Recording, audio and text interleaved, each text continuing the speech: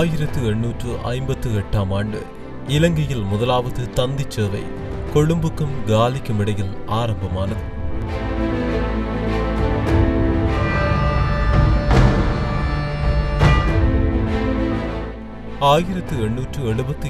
ஆண்டு இலங்கையில் ரூபாய் மற்றும் சதம் ஆகிய நாணயங்கள் அறிமுகம் செய்யப்பட்டன.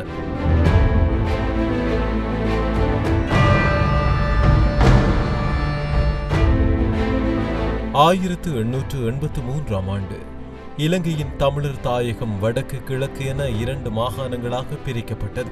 இலங்கை மாகாணங்கள் 19ஆம் நூற்றாண்டு முதலே நடைமுறையில் உள்ளன. ஆனாலும் 1987 ஆண்டில் இலங்கை யாப்பின் 13வது திருத்தத்தின் மூலம் மாகாண சபைகள் நிறுவப்பட்டதை அடுத்து மாகாணங்கள் சட்டப்பூர்வ அந்தஸ்தை பெற்றன.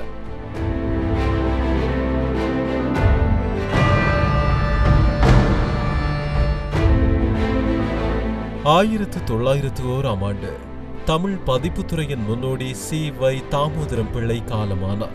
தமிழின் நூல்கள் தொடர்ந்து தமிழ் மக்களுக்கு கிடைக்க வேண்டும், தமிழின் பெருமையை அருமையை தமிழர் உணர்ந்து உயர வேண்டும் என்ற அரிய நோக்கங்களோடு தமிழுக்கு தொண்டாற்றியவர் இவராவார்.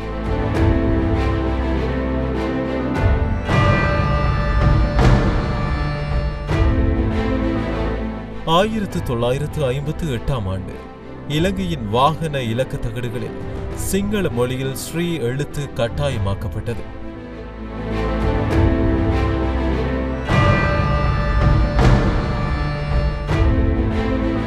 2008 ஆண்டு புத்தாண்டு வழிபாடுகளுக்காக கொழும்பு கொச்சிக்கடை பொன்னம்பலவானேஸ்வரர் கோயிலுக்கு வழிபாட்டுக்காக சென்ற ஐக்கிய தேசிய கட்சியின் நாடாளுமன்ற உறுப்பினர் தியாகராஜா மகேஸ்வரன் இனம் தெரியாத ஆயுததாரிகளால் சுட்டு படுகொலை செய்யப்பட்டார்.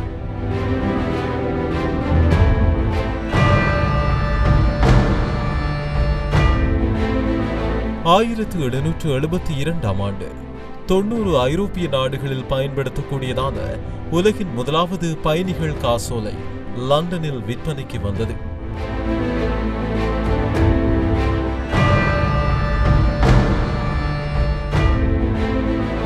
1801 ஆண்டு பெரிய பிரித்தானியா மற்றும் அயர்லாந்து பேரரசு இணைந்து ஐக்கிய ராச்சியமானது. ஐக்கிய ராச்சியமானது மொத்தமாக 4 பாகங்களை கொண்டது.